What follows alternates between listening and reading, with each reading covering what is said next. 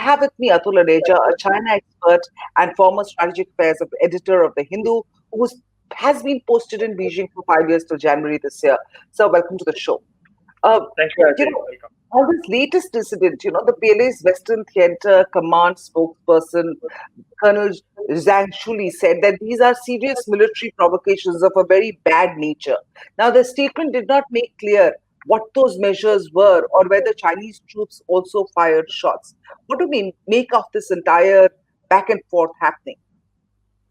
Well, it's very obvious that the Chinese side wants to villainize the Indian side and provoke nationalistic sentiments among their audiences, that is in China. And the objective is to push India on the defensive on this. And I think the second thing is to paint a very alarmist picture, as if the two countries are almost on the brink of war, and therefore put pressure on India to come to some kind of a negotiating understanding, because this particular sentiment also has repercussions on Indian domestic audiences. Right. So as a result, the whole idea is, I think, to shape the conversation, the diplomatic conversation, the political dialogue, which began when Rajnath Singh, our defense minister, met his Chinese counterpart a couple of days ago in Moscow. And we are also very soon going to have, in fact, tomorrow or day after tomorrow, a dialogue between the foreign ministers when External Affairs Minister S. Jaishankar meets Wang Yi, the Chinese foreign minister and state counselor. So I think this puts the Chinese attempt is to rattle us and put us in some sort of a defensive mode, and perhaps also attract the attention of the international community. And in that, to say that it is India which is the chief provocator, while opposite is the case. Indian Army has also responded by saying it was the Chinese who fired the warning shots.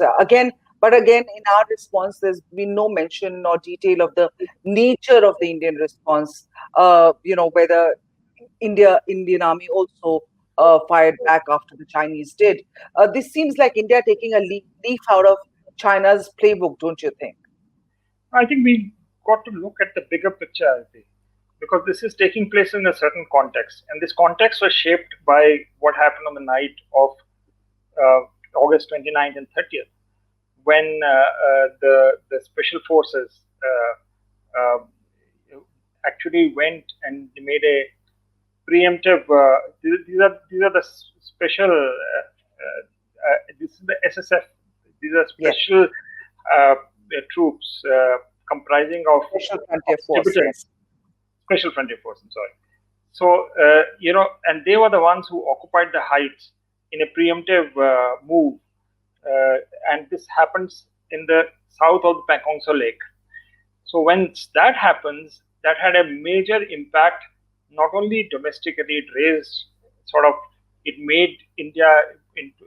We went into a proactive mode from a defensive mode. That's number one from a military point of view. Right. But the other aspect I thought was even more important, which was the political dimension of it, because these were the Tibetans, expats, who had done this action, and as a result, what they did inflamed Tibetan nationalism, and it had repercussions not only in India but internationally. And suddenly, Tibetan nationalism came up front, and that is something which really rattles China, because China insists on what is called the One China principle. Actually, what happened with this action was that somewhere that One China principle, from a Chinese perspective, got violated, and that has created, that has seismic effect internally and domestically in China.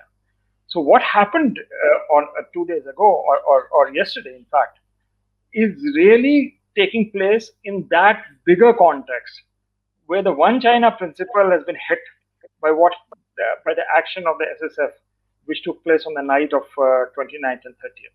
I think it's very important that the Chinese now want to hit us economically by constantly provoking us on the border to create the impression that India is getting destabilized. This will have two effects. This can have two effects. One is it can, rock our stock markets, but more importantly, it creates a sentiment across the globe. It can create a sentiment that Right. there is instability in India, so this is not the country where foreign capital should invest. So it's a deeply strategic move with multiple dimensions, and we should look far beyond the military side of it and look at Okay. it holistically and see that there is a much bigger game here, which essentially would mean that these are all actions to contain India's rise and to weaken it economically. And if you look at the economic side, Aditi, you also see that you are at a time when your economy is not doing great, but you have to maintain this huge military force and deploy it 24/7 for an unknown length of time. And this is Right. going to be a huge burden on our exchequer at a Okay. time when the economy is not doing well. So perhaps the Chinese want to bleed us economically. That could also be their objective. But this is a much longer and a bigger game than just a standoff at the borders. The BJP General Secretary Ram Madhav attending Subedar Nyama Tenzin's funeral of the Special Frontier Force Jawan who was killed in in a landmine explosion would have also not helped matters, and the Indian and the Tibetan flags jointly being displayed there. Unfurled, displayed, yes. I think you're spot on that. That's exactly the point, because I can't remember such an incident where you have the two flags being unfurled before video cameras, and these days in the age of social media, these things go viral. And the Chinese would have been extremely angered by what they saw. From an Indian perspective, that move on 29th and 30th was it was a masterstroke, I would say, which not only did us militarily proud, but also rattled him Rattled deeply, China, yeah. rattled China deeply strategically and geopolitically in a very fundamental way. What's China's end game? Why are they continuing this provocation? And especially when they know at this point, when a large part of the world is looking at China warily. So, very interesting question as to what is China's end game. I think you've got to look at a little bit at the ideological side at this time. In October 2017, when the Chinese 19th Party Congress took place, Xi Jinping, the General Secretary of the Communist Party of China and President of China, made a marathon speech where he said that henceforth there are two centenary goals which the Chinese have to achieve. One is that by 2020, it will become a moderately prosperous society. That is the first game. That means China will get rid of all extreme poverty by that year. 2021 is the year which is the 100th year or the centenary of the formation of the Communist Party of China. So he wants to achieve that by 2021. He said 2020, but essentially it's time to 2021, the 100 years of its formation. Then there's the other centenary which comes up, which is 2049, which is 100 years of the formation of the People's Republic of China. Right. And in that speech, he made the other thing, that the Chinese dream will be realized by 2049.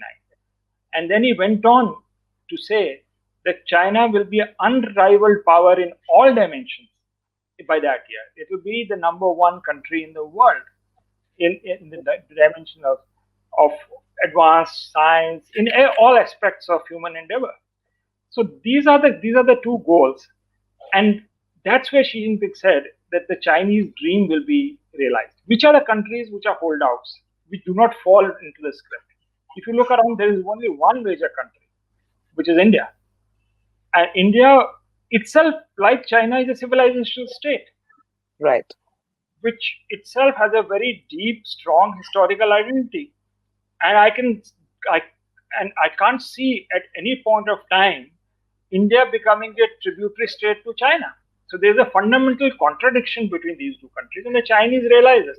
So the next project is just as what was done to the Soviets at one time, to the Americans at one time. The same thing is being done with the Indians to weaken India, so that China can establish its Middle Kingdom dream by this 2049.